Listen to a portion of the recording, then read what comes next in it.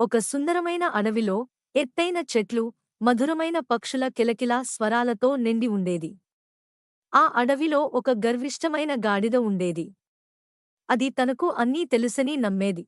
ఒకరోజు అది ఒక గొప్ప పులిని చూస్తుంది. అది ఒక పెద్ద వేప చెట్టు కింద విశ్రాంతిగా ఉంది. గాడిద పులిని చూసి గర్వంగా అన్నది, "నీకు తెలుసా? ఈ గడ్డి నీలం రంగులో ఉంది."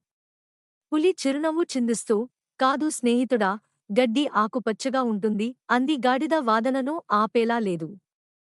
"నిజం తెలుసుకోవాలంటే మనం అడవి రాజు దగ్గరకు వెళ్ళాలి" అంది. పులి ముసుగైన చిరునవ్వుతో, "సరే, మనం రాజుని అడుగుదాం" అంది. సింహం ఇద్దరి వాదనను శ్రద్ధగా విన్నది. తర్వాత ఆశ్చర్యంగా సింహం చెప్పింది, "గాడిద చెప్పింది నిజమే, గడ్డి నీలం రంగులో ఉంటుంది." పులి ఆశ్చర్యంతో చూసింది. పులి అసహనంగా, "కాని మహారాజా, గడ్డి నిజంగా ఆకుపచ్చ రంగులో ఉంటుంది" అంది. సింహం నెమ్మదిగా, "అవును, గడ్డి ఆకుపచ్చంగానే ఉంటుంది. కాని నీవు చేసిన తప్పు గడ్డి రంగు గురించి వాదించడం కాదు. పిచ్చి వ్యక్తితో వాదించడం వల్లే నిన్ను శిక్షిస్తున్నాను." పులికి నిజమైన గుణపాఠం అర్థమైంది. పిచ్చి వ్యక్తులతో వాదించడం అర్ధరహితం. అది తల వంచి సింహానికి నమస్కరిసి సంతృప్తిగా వెళ్ళిపోయింది.